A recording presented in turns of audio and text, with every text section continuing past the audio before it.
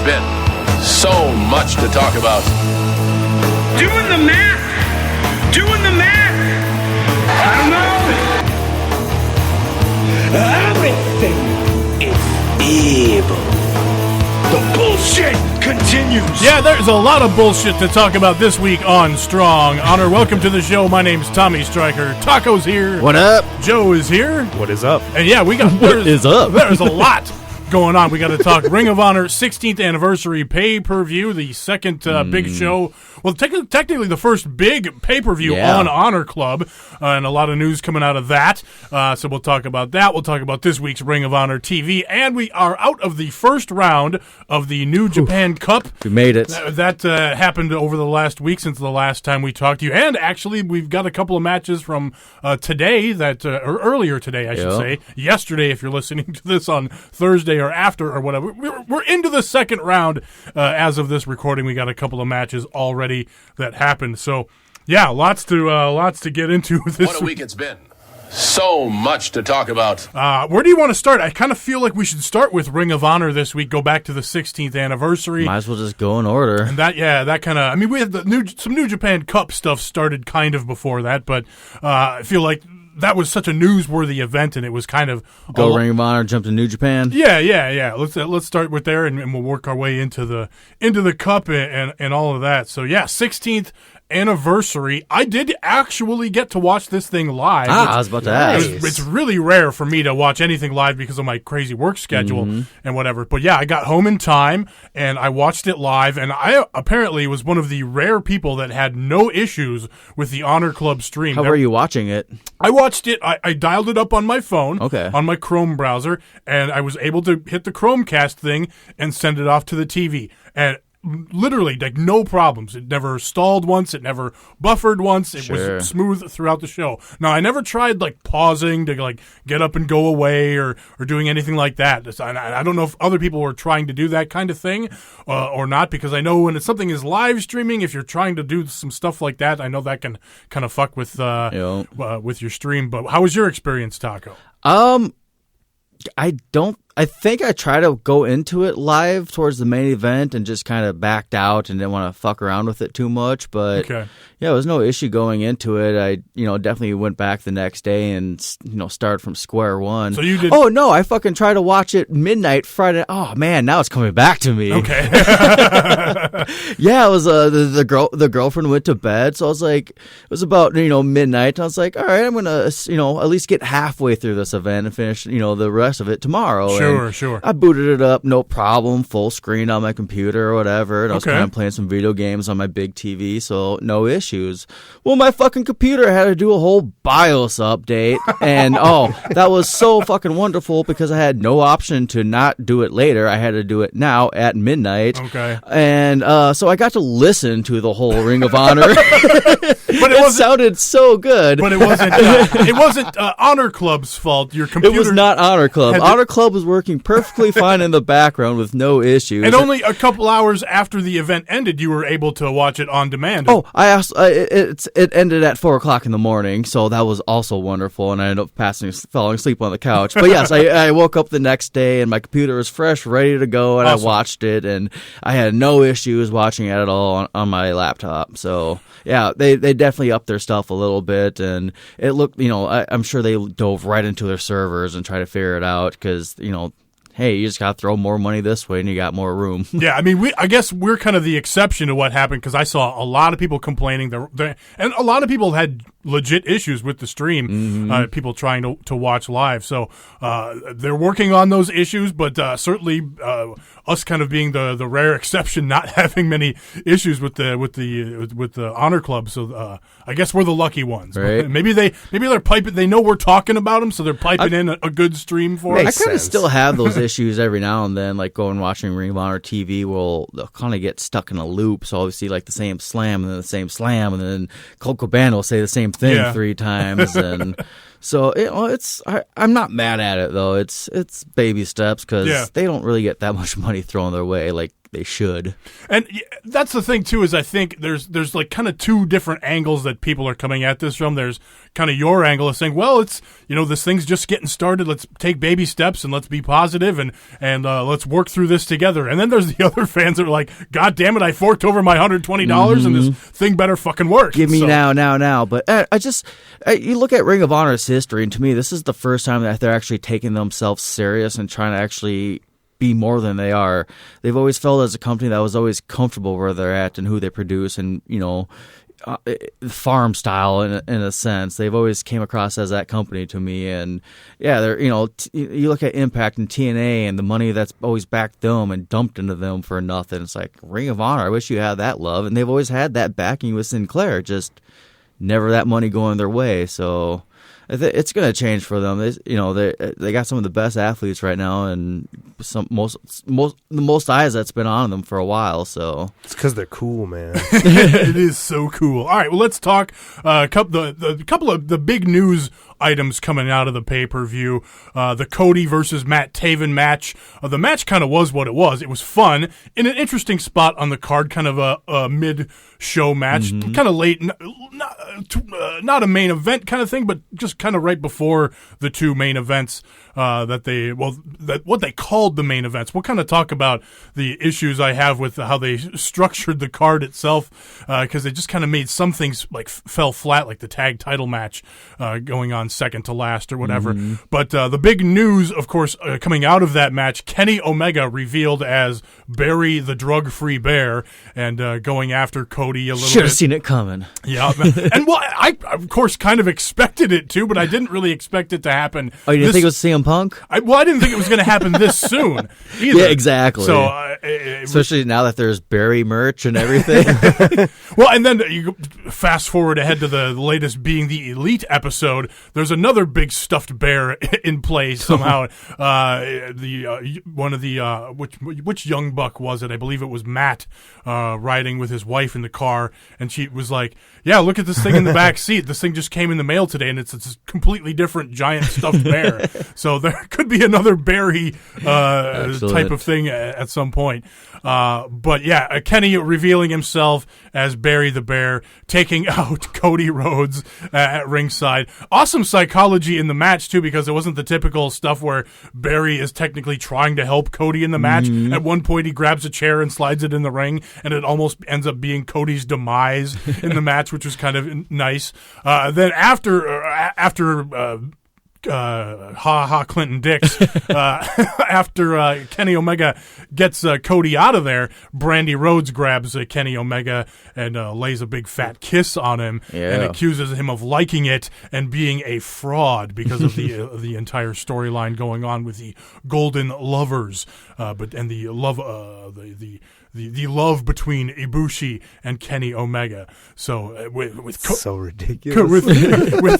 With Cody trying to getting kisses on Kota Ibushi and Brandy Rhodes getting kisses in on Kenny Omega, they're trying to split their love up. Apparently, stir that pot. And it's obviously not going to work, but it's an interesting part of the storyline anyway. But what did you think of that whole mashup, other than just have the ridiculousness of it all? What she would do. It's how she gets, she fucks with people a little bit. So, I didn't hit the spot too much. I could give Matt props to Omega for slowly revealing, taking off the head, because it was like, I did see a lot of gifs all night of, like Barry got revealed, but he gave it enough second where those gifs didn't really affect anything. So I was like, oh, cool, nothing was spoiled, even though I knew. Other big news from the night is Austin Aries revealing himself. Yes. This was after the TV title match where was Kenny King retained, with the Royal Flush. Boo. This match disappointed in that I really enjoyed their TV match from a couple of weeks back where Kenny King regained the TV title. But Austin Aries coming out with 4 belts, one of them being the fucking Impact Championship. Belt collector. And challenging the for the TV title. That's going to be at Supercard of Honor WrestleMania weekend. So that'll be Nice. That'll be interesting right there. It's fucking awesome because it's like, I don't remember who it was Strong Honor or the Best Pro Wrestling Podcast that I was saying, but it's like, it feels like, I mean, obviously I didn't get to experience them, but like the territory days where someone can do this and jump around to different promotions and make a name and bring attention to wrestling itself, not a certain promotion. Ring of Honor is going to benefit from it. Impact is benefiting from it. And on the side, Lucha Underground is benefiting from it. It's just, and yet New Japan is, sprinkled in on that too. Of course, and it's so beautiful to see this. And it's so awesome to be able to see, Pete Dunne fighting Marty Scurll, over in the UK, at the same time with the WWE Championship.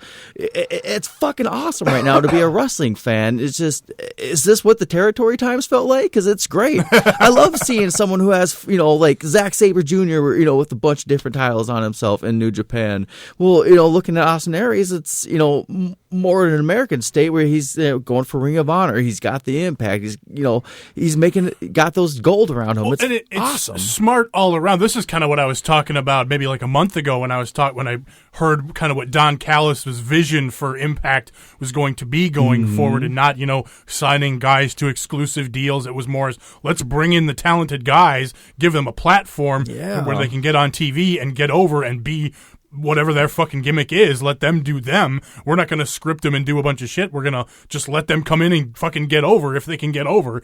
And we're not going to restrict guys like an Austin Aries. He can sign a whatever contract with us, but that doesn't mean he can't go and do a Ring of Honor show up with the fucking Impact Championship.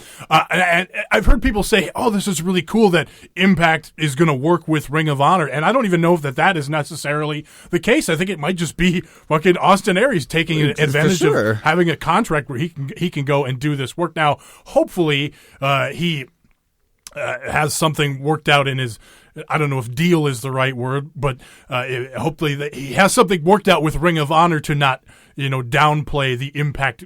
He's the fucking Impact champion right now. So obviously he's not going to come in to Ring of Honor just to fucking do a job to Kenny King or something like that. So there's obviously a good plan in place to make it, keep things interesting here. And to be quite frank, adding Austin Aries to this TV title picture in Ring of Honor is a much needed boost of attention to that it needs a boost. Yeah, because Kenny King isn't really doing anything for it. I like Silas Young as the TV champ, but let's be honest, it's not really lighting a fire under anybody and getting the collective crowd excited. He can't necessarily go to the UK or Japan and show it off. Right. So, but Austin Aries just bringing that name value and with a legit excuse, this is a championship that I've never held. Exactly. So having a reason to go for that championship and not go for the world title or something like that. So, and who's to say he's not going to go after that? Right. Let's jump back to the beginning of the 16th anniversary pay-per-view. Hiromu Takahashi versus Flip Gordon. This is pretty much what I expected out of these two. A hot, fast opening match, good action, and Hiromu getting the clean win after Flip defeated him in a three-way match in Japan at the Honor Rising shows. And so this was kind of Hiromu getting his win back in the singles match. And again, Flip being a newer, younger guy, a lot of people were kind of upset that Flip didn't actually get a clean win. People have been clamoring for a push of Flip, a big win for Flip. He's been looking good in matches, but just haven't been getting those key big victories. Yeah, he got the victory in the three-way and at Honor Rising, but I think him beating Hiromu here would have been a big moment, I think, for him. But I just don't think they were ready to make that moment for him yet. And again, Hiromu, a big star out of Japan, former IWGP Junior champion. I think it's important to keep him strong, even in a singles match coming over into Ring of Honor from New Japan. But yeah, your thoughts on this match? I just thought it fell kind of flat for me. It had its moments, but I don't know if the styles just didn't click from what I saw, but it didn't have the pace of what is? God damn it! Which one is it? Takahashi. I was gonna say Tanahashi too. Takahashi. It didn't have the speed of him. Like it felt like it could have gone a lot faster, and Flip can handle that. Well, the thing is, I think Flip doesn't quite have that type of speed. Like Hiromu, we're used to like seeing him and the guy from CMLL. I can't think of his name. Maximo Sexy. No. What's his name? Fuck. The internet is screaming at me. Yeah, Clinton Dix.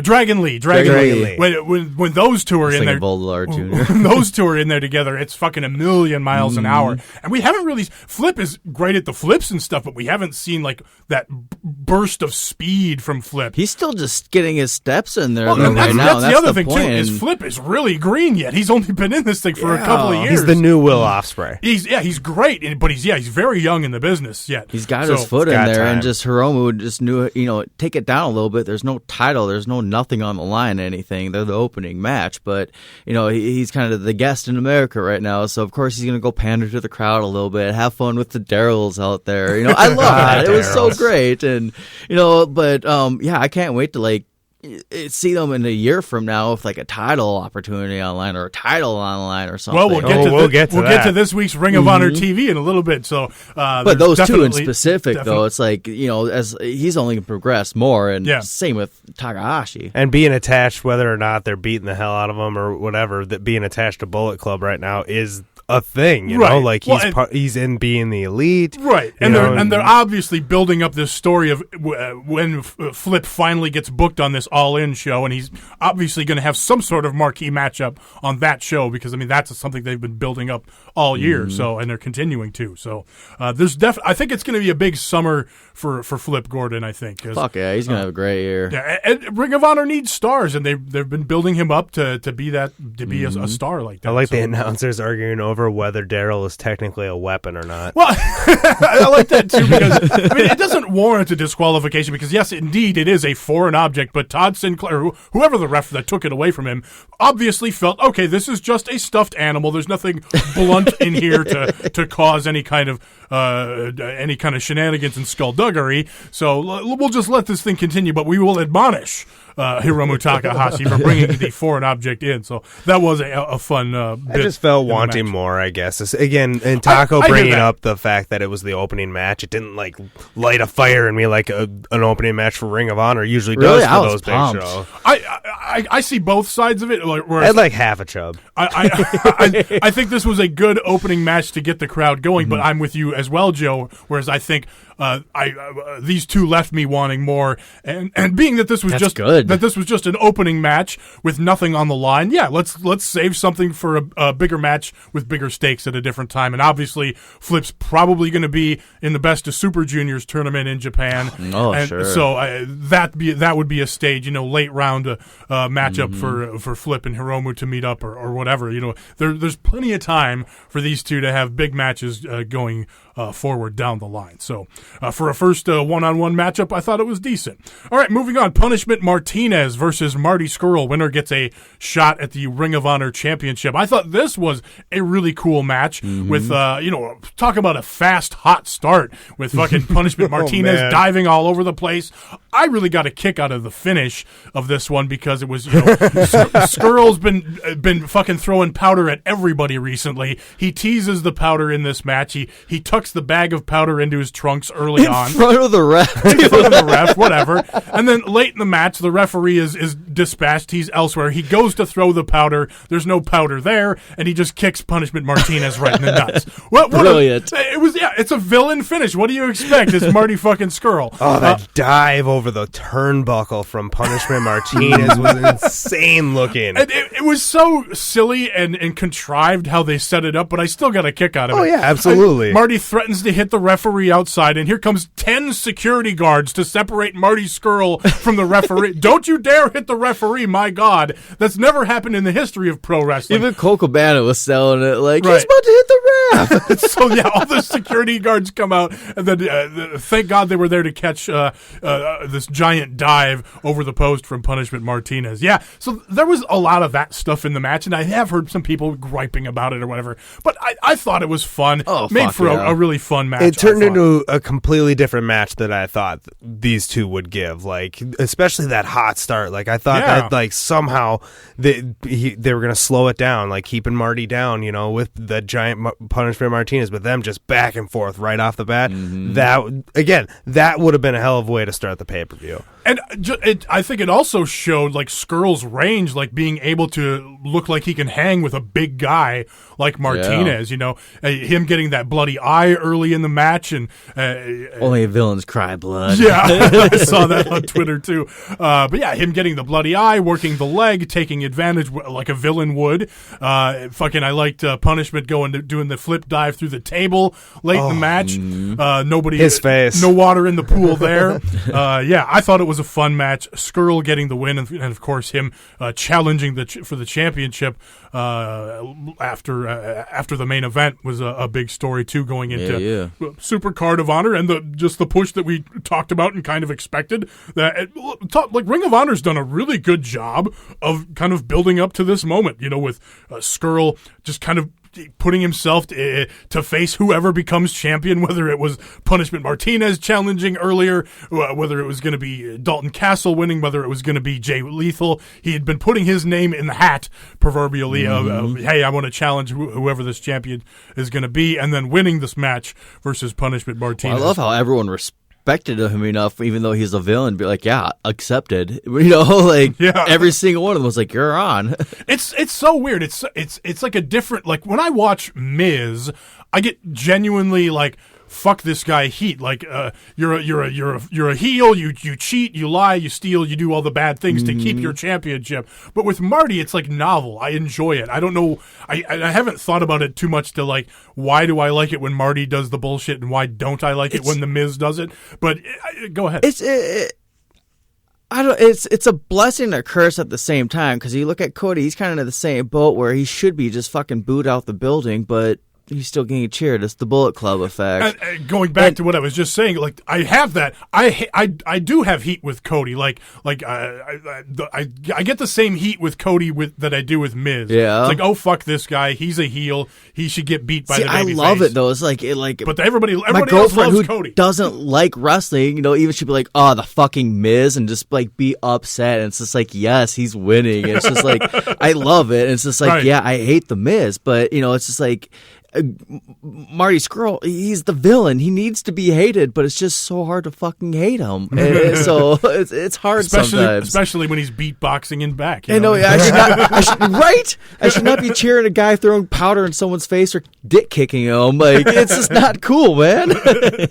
But you know, it's Punishment Martinez, so right? Dick kick away. But yeah, going back to the Cody thing, I get it. I like Cody. I like what he's doing for, quote, indie wrestling or whatever, and all this great stuff that he's done with the Bullet Club and building up these angles, doing the All-In show. Cody's fucking awesome. But I want to boo him when I'm watching the wrestling show. And so, but it's funny because he comes out and the crowd goes crazy cheering for him. Yay, Cody. Everybody loves Cody. And I'm like, oh, fuck this crowd. Why do they like Cody? And I'm like, because I'm so like locked into watching as a fan when I'm watching as a fan or whatever. So that's good. It's fun. It's fun. So. I want him coming out with like fucking powder all over his nose. Like, he's that kind of villain to me. Like, it's fucking great. Just full of himself. Fucking businessman, Cody. I love it. That'd be great. Cody coming out with powder on his nose and bury the drug-free bear. That would be pretty fucking classic. We talked about Silas Young and Kenny King a little bit there. Underwhelming match, gentlemen. And this was kind of a story of the night too. A lot of ref bumps on this show. There were at least like 2 or 3. And this was another one with one. But I do like that Silas Young kind of has a little bit of a gripe here, which is odd because he's kind of the heel in the situation. But I mean, maybe they're working on changing something. But yeah, he hit Kenny King with the what was his finisher? The Clash of the Titus, the Misery, and but he knocks the ref down in the process, so the ref's not there to make the count. But then later on, blah blah blah. But then Kenny King gets the win with the Royal Flush. So I mean, Silas has a gripe there. He wasn't trying to hit the referee. The referee was out of fucking place, got his own ass knocked down, and he wasn't there to make the 3 count. So Silas has a gripe, but I think that's just going to play into this possibly making it into a 3-way three-way at Supercard with Silas, Kenny, and Austin Aries. So, Silas Young and Austin Aries beating the hell out of each other.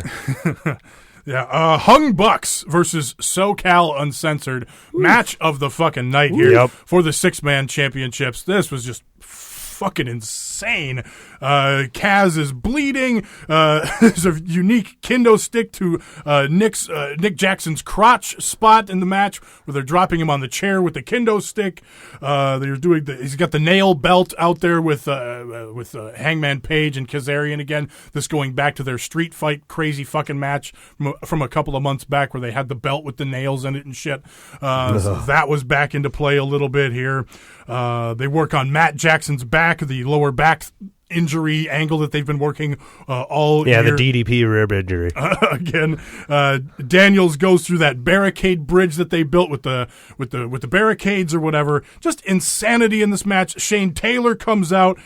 He stops a count after Nick Jackson hits a big 450 through the trash can. Oh, God, I forgot about that. I've heard some screaming in places here because, like, Bully Ray is supposed to be the enforcer, and you had 3 ref bumps on this show, and Bully Ray only interjected himself one time when it was the Kingdom coming out after this match, after SoCal Uncensored Fucking Bully, man. won the titles.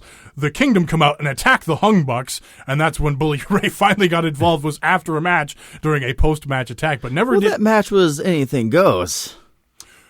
This one was The 3-way, wasn't it? Or the 6-man? No, this was just a regular. Oh. No, you're right. No, because it was a street fight. Las Vegas street fight. Yeah. So They were wearing their street fight pants. right. So they're doing everything legal. Where was Bully when Silas Young needed him? That's what I'm saying. He's got beef there. So there's an issue there. But yeah, I had heard a little bit of complaining when it came to that, but it didn't. Honestly, to me, it didn't stand out to me when I was watching the show. Where's Bully Ray on this stuff? But there was that deal where he like restarted a match on TV a couple of weeks back, and so I could kind of see where people would kind of put two and two. Well, where the hell's Bully Ray? Why isn't he enforcing the rules? So, but yeah, this fucking 6-man match of the night, and really kind of made it tough for everything to follow this match. Yeah, it should have been the closer. There was no reason to have this match like sitting right in the middle there. That 450 through the trash can, just was fucking insane. Like, I mean, it was what we expected. Anything involving the Humbucks and fucking SoCal with Scorpio Sky involved. I mean, we knew what we were walking into here, and we got exactly what we were expecting. The Young Bucks and the Kazarian and Daniels matches over the last year and a half have been just fucking insane and crazy and really good. And them making them watch them as they torture Matt to fucking finally give up at the end too. It's like just that added little fuck you. They zip tied Hangman to the post, and the double Boston Crab on Nick Jackson, or Matt Jackson rather, furthering the back injury or whatever, made for interesting stuff. So Matt Taven versus Cody, we talked about that. One thing I do want to bring up with that we didn't bring up, but Cody wearing the fucking like steel cup. Oh, yes. Because it's been about nut shots in this fucking thing. Right, the low blows, and Cody protecting himself. I would have hit him in the face with it. A little bit there. Motor City Machine Guns versus the Briscoes, Tag Team Championship on the line.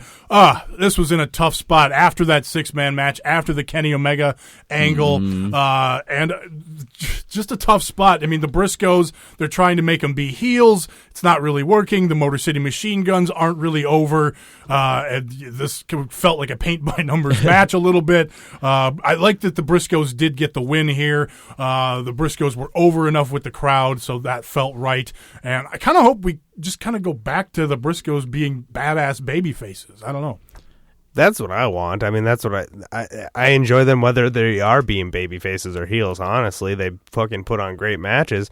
But like you said, I think you brought it up earlier, this one being in that tough spot, it fell flat. It just felt like so normal and benign compared to what Ring of Honor had been putting on most of the night. So, yeah.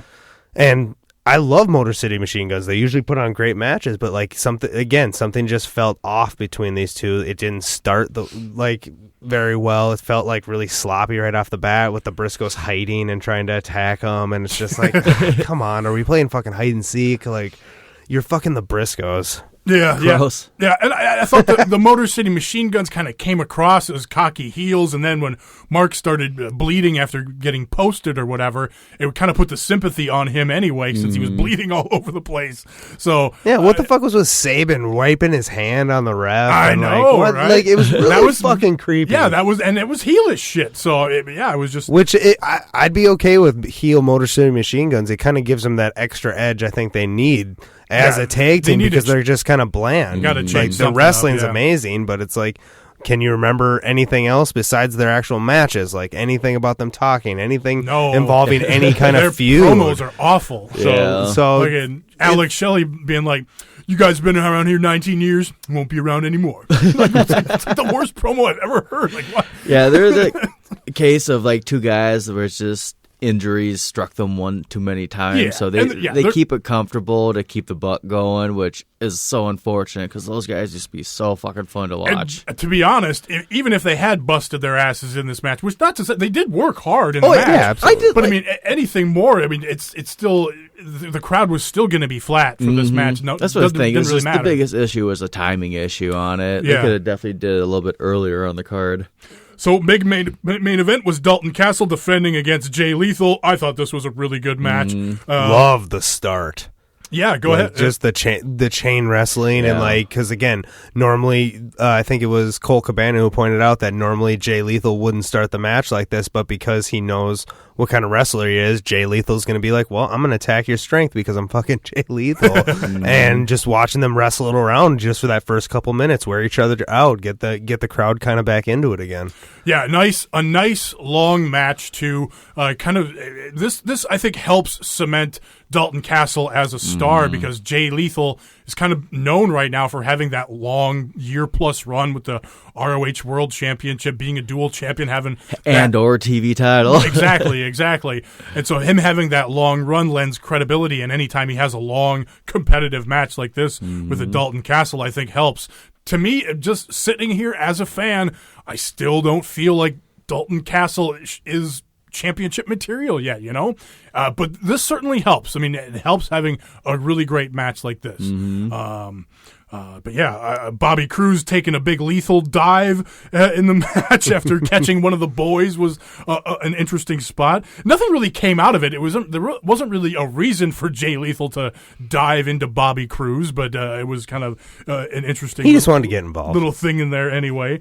But yeah, like I said, great long match. With Dalton Castle retaining, and then after Scurll confronting him and Bully making the match for Super Card of Honor. So that should be a really good match as well, with the fun dynamic with Dalton and the boys and Marty doing his villain stuff.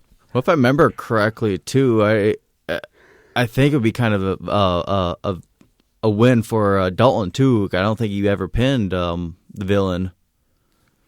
Back when he was like the TV title and everything, I think he got a shot, and he was kind of one of the stepping stones for Marty. I think that was kind of the case. I feel like they brought it up at one point where it's just Marty was like, "You're a stepping stone for me. Like I was walking all over you when I was coming into this in Ring of Honor. You're nothing." So that was definitely it would be kind of a good up. redemption story for Dalton Castle too to retain that title over Marty Scurll. Well, and I wouldn't even mind putting the title on Marty Scurll because I think that's it adds to the Bullet Club intrigue. For sure. And he's a superstar, and it adds to the, like you said, the intrigue of what's going on in the Bullet Club right now with Cody being the former champion and playing into who's the leader of the Bullet Club kind of thing, and Marty talking about Villain Club and adding more people to Villain Club possibly. Cody continuing to stir that pot. So Super Card of Honor is really shaping up to be a lot of fun. WrestleMania weekend with that. I think they just announced Ishii against Martinez. Oh, I did not see that. Oh, man. So they'll go hard. Yeah. Martinez not scared. That will be really cool. Fuck. I think Tanahashi is going to be on that card as well. I certainly, obviously, with Kenny Omega and Cody meeting in the which probably going to be the main event, but you never know with Ring of Honor. Yeah. And so should be a really fun show. Really good weekend. WrestleMania weekend. So, all right, Ring of Honor TV this week, kind of slowing things down now a little bit, getting back to reality. The main event was Flip Gordon versus Shane Taylor. Those two had won a battle royal. This was kind of an interesting concept. I like that it just like instantly started right at the beginning of the show. Right, and it was a battle royal to determine two people that would face each other to get a in the same night. Number one contender for the TV title. Right.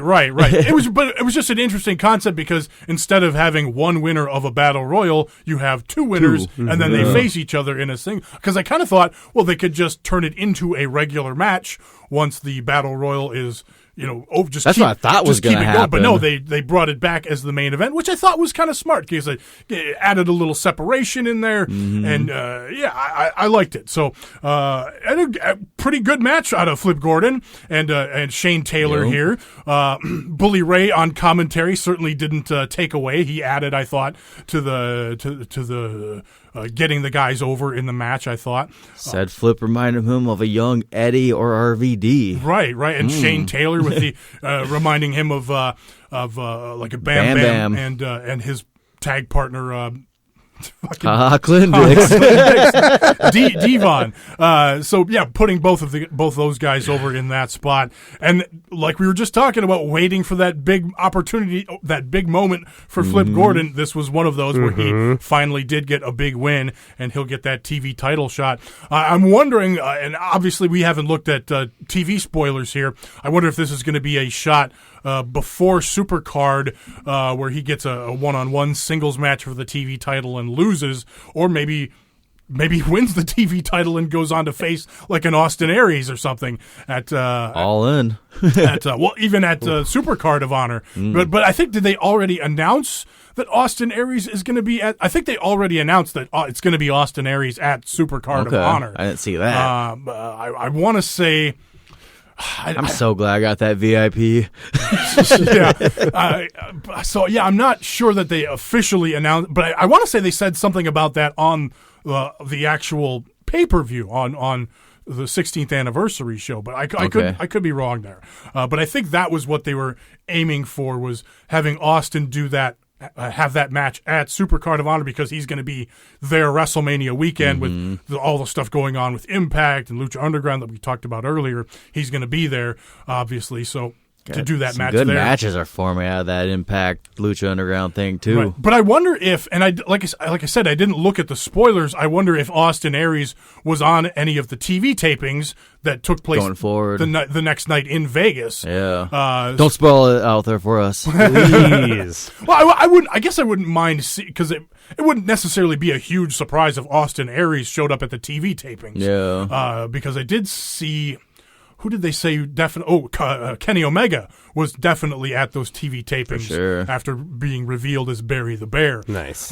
So I did see that, but I didn't see any other spoilers for the Ring of Honor TV taping. So I don't know when Flip's going to get his chance. Certainly he could be added to this match at Supercard, so I guess we'll see how it... I'm just interested to see how long it'll take before we actually catch up. Yeah.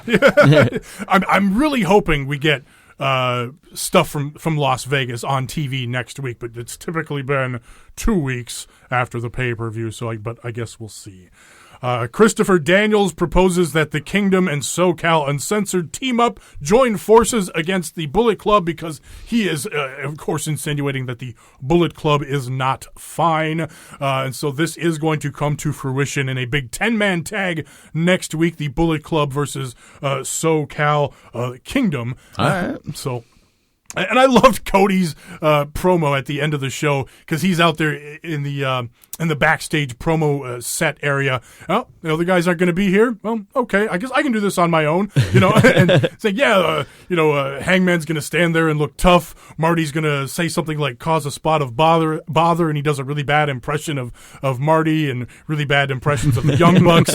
So he's like, yeah, Bullet Club is fine. We'll be fine next week in the 10-man tag. So that was a a lot of fun there too. We did get we got a Women of Honor match from the tournament. Stacy Shadows versus Tennille Dashwood, formerly Emma from WWE. This was just a match basically to get Emma's finisher over, and it gave some nice credibility to Stacy Shadows in the match because she got a lot of offense in on Tennille. But they talked about how Tennille had defeated Shadows in a previous tag match with the spotlight kick, and then that was how she won the match here. So just getting her finisher over, her new finisher, and it was fun. Yeah, it was not horrible, but nothing great, nothing to really go out. What did she call it? Like the Midwestern Monster or something like that? The Midwest Slayer. Oh, okay. So, Jesus. She's a mean-looking girl. Yes. kind of just like a jacked-up Nikki Cross almost, you know? A little bit. From Green Bay, Wisconsin. Yes, and had that Green Bay build on her, for sure. She looked like her and the Beer City Bruiser could hang out and throw some cold ones back. Oh, I bet they're fun together. Yeah. What else? That was pretty much it from Beer City Bruiser. Yeah, I was about to say, you brought him up. And Malonis finally in a tag match here versus the team known as Already in the Ring. I like that the announcers alluded to the fact that they have a team name already. That's a little forward of them to call themselves a team already in the ring. So I got a kick out of that. But yeah, those two squashed a couple of youngsters there. Legitimately. I really like their finisher that they're doing, the superplex in one corner, and then Beer City Bruiser coming down with the bullfrog splash after squashing the guys with their bellies in the middle of the ring a couple of times before doing that finisher. It's a lot of man. Yes, a lot of man. I like the ring announcer says, "Come in, making their way to the ring at 700 some odd pounds," and and Colt Cabana's like, "Wow." On commentary, so lots of fun there. So that's Ring of Honor. Like I said, we got the next big thing for Ring of Honor is really going to be Super Card of Honor coming up WrestleMania weekend. So less than a month away from that. So, but no other Honor Club shows I think posted between now and then. So that's the next big thing coming up. So we got the Ring of Honor TV to talk about every week, building up to that. All right. Of course, we probably will see a couple of Ring of Honor stars, quite possibly. Certainly we will with the Bullet Club affiliation at Strong Style Evolved coming up at the end of the month on the 25th. Which is of course before WrestleMania weekend, about a week before. So there will be stuff to talk about there as well. So let's shift gears, talk some New Japan now, and the New Japan Cup going on. New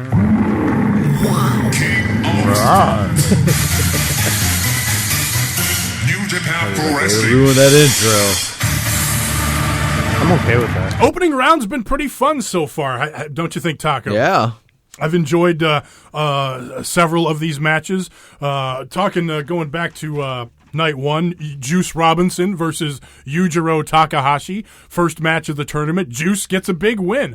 Nice. I thought it was a good match. I put it just under 4 stars, 3 3/4. I'm loving his new getup. Yeah, he's got the new gear. I like it too. It looks better on him than the trunks did. Mm-hmm. I like the long, flashy, flamboyant tights. Well, since he's doing he's always been that that huggy sugar bear kind of vibe and everything. It screams that now. I fucking love it. Keep it going, dude. Yujiro gets some close near falls after working over Juice on the floor.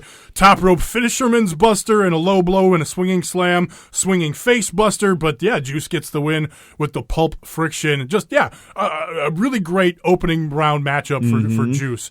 Then we had the asshole versus Tomohiro Ishii in what was really a really good fucking match. Probably a 4-star match. Maybe some people would go above, maybe some would go below, just depending on your opinion of the competitors in the thing. I really did try to watch it with one eye with my thumb covering his face, and it was so hard. But yeah, anytime you get Ishii in a big time matchup, he's gonna perform. And and this was just fucking. There goes my pick. Fucking Fuck. The asshole Elgin getting the win here with That was so disappointing to read. Yeah, the burning hammer. He only busts out that burning hammer when it's a big match, and he saved it for Ishii here. You better go get tested. Yeah, he probably should. One really scary moment in the match that he tries this. Elgin tries this like avalanche razor's edge thing out of the off the top or second rope, and Ishii looks like he lands on his fucking head. That was really fucking scary in the match, but just impressive moves, just killing each other, kicking out of everything. Just a great match, and it's unfortunate that my enjoyment of seeing a great guy like Ishii is taken away by the other half of the match. So it's just unfortunate. One thing I thought was notable here before we get into some of these other matchups here is I thought it was interesting that Kota Ibushi is teaming up with the Bullet Club Tongans in these undercard tag matches throughout the tournament. And a lot of these tag matches are versus Chaos, of course, headlined by fucking Okada. So we're getting these moments of Okada and Kota Ibushi in these undercard tag matches, which is really interesting. Also, fucking Kota Ibushi is pulling out all the stops, even in these fucking undercard tag matches. Now, I haven't watched all of them, but the ones I've seen, fucking Kota Ibushi, undercard multi-man fucking tag match that doesn't matter. He's going out into the fucking crowd, climbing up on the balcony and doing moonsault off the fucking balcony in these undercard matches. Now, he did do it in his opening round match as well. We'll get to that here in a minute. With Yoshihashi, and of course that played into him getting a victory there. But we'll kind of march through kind of in order here. Bad Luck Fale took on Lance Archer, won with the grenade. It was neat. Hiroshi Tanahashi took on Tai Chi. He won with the high fly flow. Tanahashi did, of course. But this was one that, again, I thought was just under 4 stars. 3 3/4, a hell of a match. I don't know what it is. When Tai Chi does the stereotypical bullshit heel stuff, I'm just getting a kick out of it. I'm enjoying him at this heavyweight pace, and I thought he really matched up well with Tanahashi. Everybody was surprised by Tai Chi in this match. Like, he went at it. Yeah. Well, and just, again, him doing the stereotypical duck out of the ring, get the break, the ref to break things up or whatever, and just continuing to avoid Tanahashi early in the match. Just classic heel bullshit to get heat, that you see on every fucking indie show ever, because it's like the first thing they teach you in heel school. Like, avoid hooking up, dive out of the ring, get caught climbing in between the ropes and tell the ref to break it up. He does all that bullshit, and I'm just thoroughly entertained with it. So, I thought a really good match. They got Miho Abe involved, Tai Chi's valet. She distracts and uses the mic stand and stuff in there. All new mic stand. Yeah, unfortunately, the mic stand is back, looking just as shitty as usual. They still have Radio Shack over there. Tai Chi almost drops Tanahashi on his head. He was like going for some sort of power bomb, then it looked like he might go for a Styles Clash kind of a thing, and just kind of almost drops him on his head. Tanahashi sells the knee after hitting a high fly flow. This was his first one in the match, kind of a high cross body style one. Tai Chi hits a blow, gets a near fall, hits a big last ride power bomb for a near fall, but it was Tanahashi with the high fly flow getting the win. But yeah, I was not expecting that good of a match out of Tai Chi, but yeah, fucking Tanahashi. Especially first round. I mean, Tanahashi is like the 4-star and up master. Like he doesn't usually have a match below 4, but this one was a little bit below. He has to be injured in multiple places though to have a 4-star match. We'll get to his second round match here coming up in a little bit, which was quite a bit underwhelming. But anyway, talked about the Kota Ibushi Yoshihashi matchup, first round here. I gave this one 3.5 stars. We mentioned Kota Ibushi flying from fucking out of nowhere to hitting going up into the stands and hitting moonsaults and shit. This one he also does like a flying hurricane Hurricane Rana on the floor. This was prior to the fucking moonsault off the barrier. He gives 0 fucks. No fucks. He gets the win. Kota Ibushi does with the Kamagoye. But yeah, Yoshihashi looked good in the match. Not too often I'm saying that. Yeah, he still does some of his signature moves, which I don't much care for. Like when he does your hatred for him. when he does the thing where he hangs the guy on the top rope and then hits the opposite rope and does that really weak ass looking drop kick. I hate that move. I can't stand it because it looks so weak. I just picture you like, Tommy, we got 2 New Japan stars for your birthday. Oh, cool. Who? We got you, Goto and Yoshihashi. Ooh, yeah. Oh. Thanks. Yeah, appreciate you.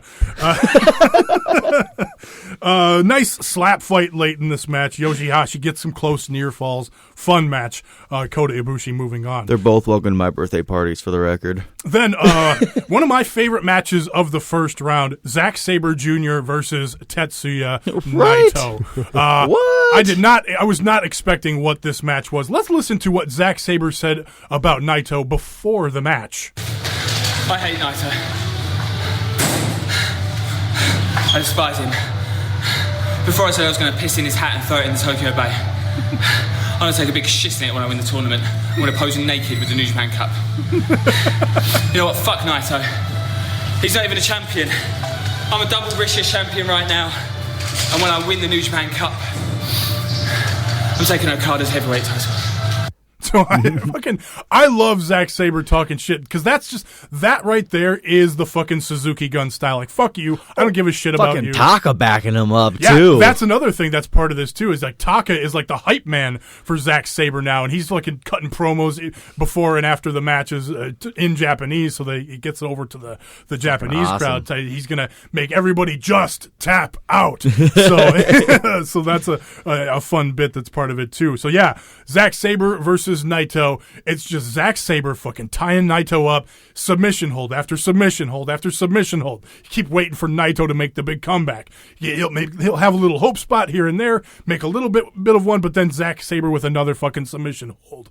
So you keep waiting. Just flawlessly into another one, too. Yeah, and it's amazing, and it's great. And so we keep waiting for Naito to make the big comeback, hit the Destino, and get the win. Never fucking happens. Fucking end of the match, Zack Sabre gets him in this crazy fucking unique fucking submission hold. There's 3 different submissions into one. He's got like a stretch muffler, and he's got his legs like spread apart, like he's making Naito do the splits. He finally taps out, and so the entire match was just Zack Sabre fucking stretching the shit out of Naito, and Naito awesome. tapping out at the end. It just completely got Zack Sabre over. It was fucking great. I gave it 3.5 stars. I mean, you could have went higher, but just the fact that it was just a dominant performance, it was just so unique. It was just it wasn't a great, like, it was a great story, but it wasn't necessarily a great match because there wasn't any fucking drama. It was just Zack Sabre fucking tying up the shit out of Naito. But you need that every now and then, especially someone coming out with a bunch of championships, and Naito,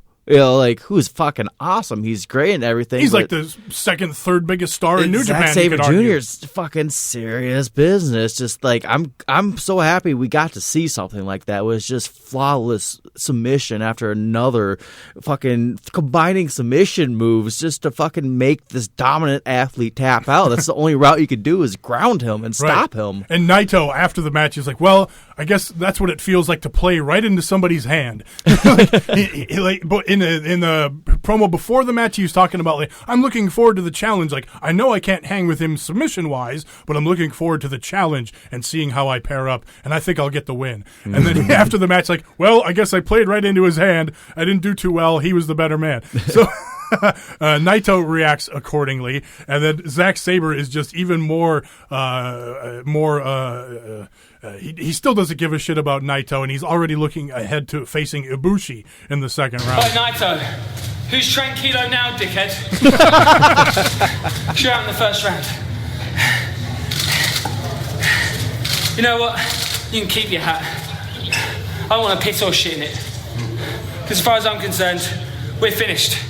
Round 1. I won't even remember your name in a couple of days. Oh, Ibushi. So I've got you next round, huh?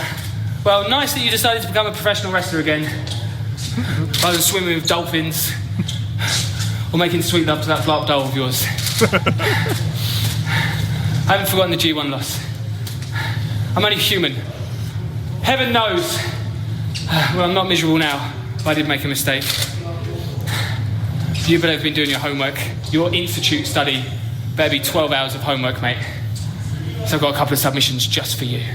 I think all of that was just really, really interesting because so not only is he talking about Ibushi, but I've got submissions for you too, buddy. You better be doing your homework. And by the way, I haven't forgot that you beat me in the G1 last year. So he's looking for revenge. So that's a factor here too. I tweeted right after this match with Naito. I was like, can I change my pick? Because it was just such a strong put over of Zack Sabre Jr.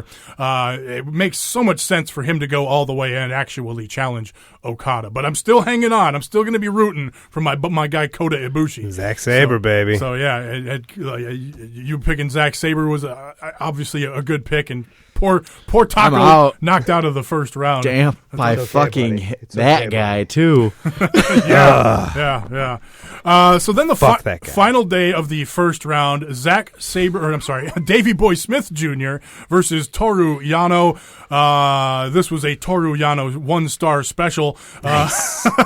This was he wins via countout. Yes, Toru Yano got the win via countout after dropping Davey Boy Smith Jr. on his nuts on the guardrail outside the ring. Davey Boy Smith Jr. dominates the whole fucking match, and then Yano gets him outside the ring, drops him on his nuts, and climbs in to get the count-out win there.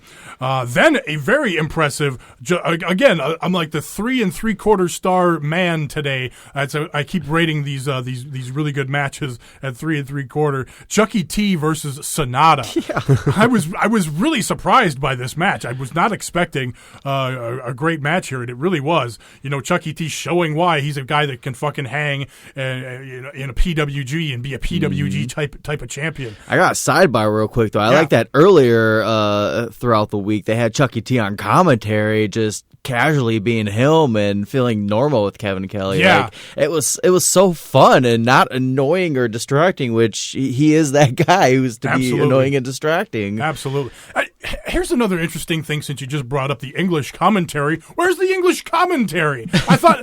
Here's the thing. I don't mind listening to the Japanese commentary, but I feel like we got English commentary for the first night, maybe 1 or 2 first nights. Yeah. Maybe this the first. I think it was just the first, and then it's been just Jap. I thought I could have swore Kevin Kelly said we're going to get English commentary every night, and it hasn't been. So I don't know what happened there. So anyway, but I haven't minded the Japanese commentary. As a matter of fact, I kind of wish I would have got this soundbite, because Chucky T gets the awful waffle for a near fall in the match, and the way the announcers pop for it was so great. They just go, whoa, awful waffle!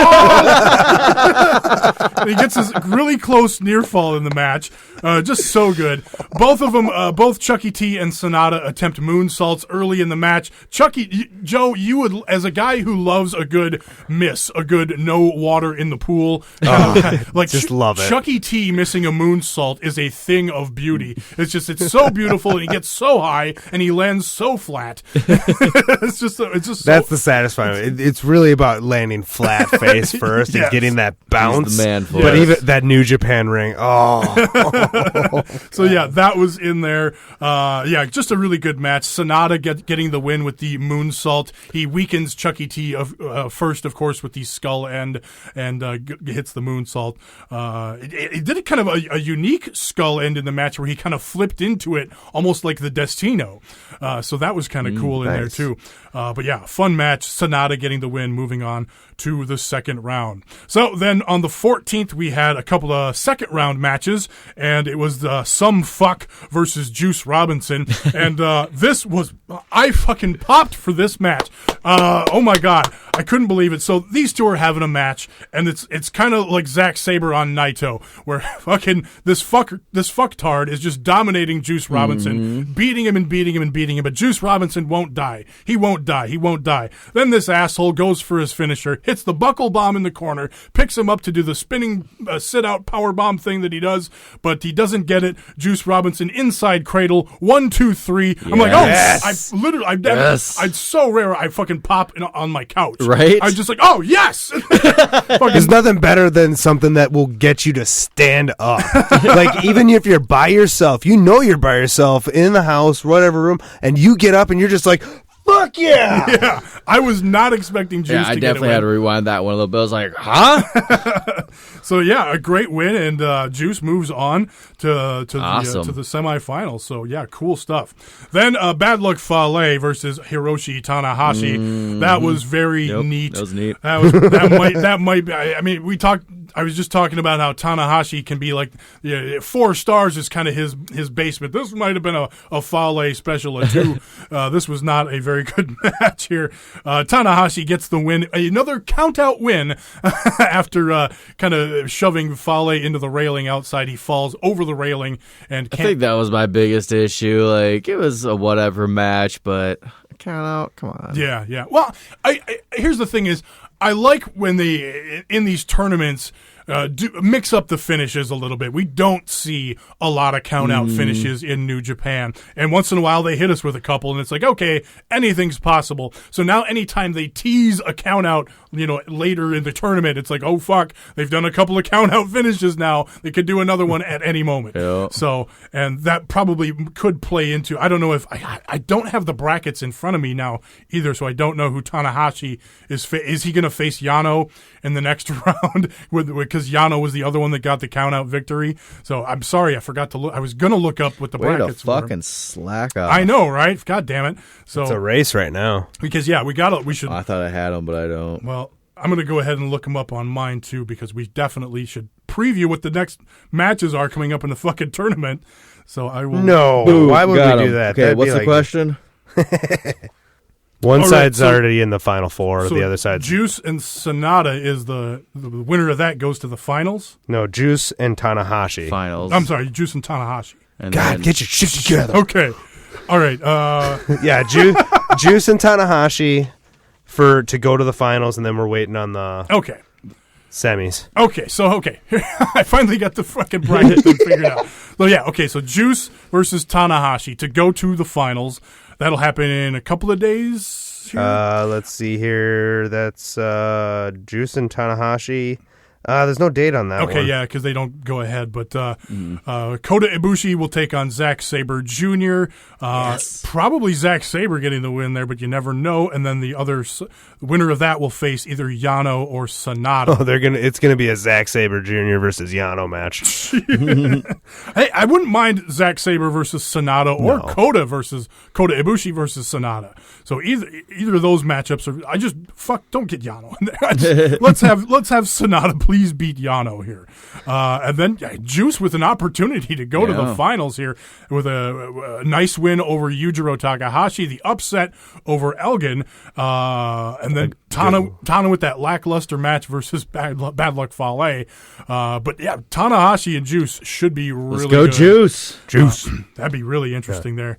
What if? I mean, so let's say it's Zack Sabre in the finals, Zack Sabre and Tanahashi. That'd be really good. Zack Sabre, Kota Ibushi. That would be Zack Sabre and Juice would even be okay. But even Kota Ibushi versus Tanahashi, if Kota Ibushi beats Zack Sabre, would be interesting too. Sonata is another fucking good name here too. Fuck yeah. So even though I don't think Sonata will go to the finals just because he just had the match with Okada, and so obviously I don't see him winning, but I also don't really see him going to the final either. So I assume he beats Yano and then loses to either Zack or Kota Ibushi. So, all right. Fun stuff. All right, let's wrap this thing up with the Kojima tweets. Now it's time for the Satoshi Kojima Tweet of the Week. Yes, we are all bread fans here. Make sure you follow Kojima on Twitter, Cozy_Lariat. Now, remember, Kojima is recovering for this awful knee injury. We are hoping that he gets back to action very soon. But in the meantime, he's enjoying the nice weather in Japan. Hello, Japan is fine weather. I ate delicious bread this morning. I like to cheek cheese. I will also have coffee. I pray for world peace today as well. Thank you. So that's going to do it for the best. Or I'm sorry. I pray for world peace. I pray for world peace, and I also like to cheek cheese. I'll cheek cheese any day of the week. You fucking cheese cheeker. Follow this show at Strong Honor on Twitter, Facebook.com/Strong Honor Podcast. StrongHonor.com will also take you to BestProWrestlingPodcast.com. You can listen to our other podcasts there where we talk about all things WWE, Fastlane, WrestleMania right around the corner, NXT as well, 205 Live, all that stuff over there on the Best Pro Wrestling Podcast. Follow me on Twitter at Tommy Stryker, spell Stryker with a Y. Taco, where can people find you? Follow me on Twitter at HGREV Taco. And you can follow me, Joe, at Joe BPWP. That's at Joe, Best Pro Wrestling Podcast. Thanks for checking out Strong Honor. Bye! Adios. Peace.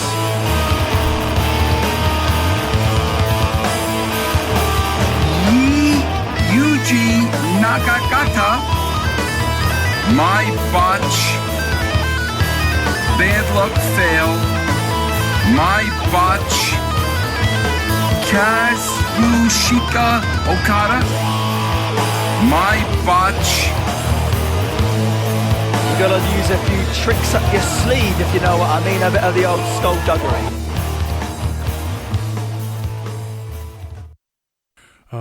God, I can't. I'm so poorly prepared here because I don't have a fucking bracket in front of me. So why can't I zoom in? That's kind of because you touch yourself at night. So Friday. Yeah. Oh, they don't have the quarterfinal winners posted here either. Okay, hang on. I got a bracket right here.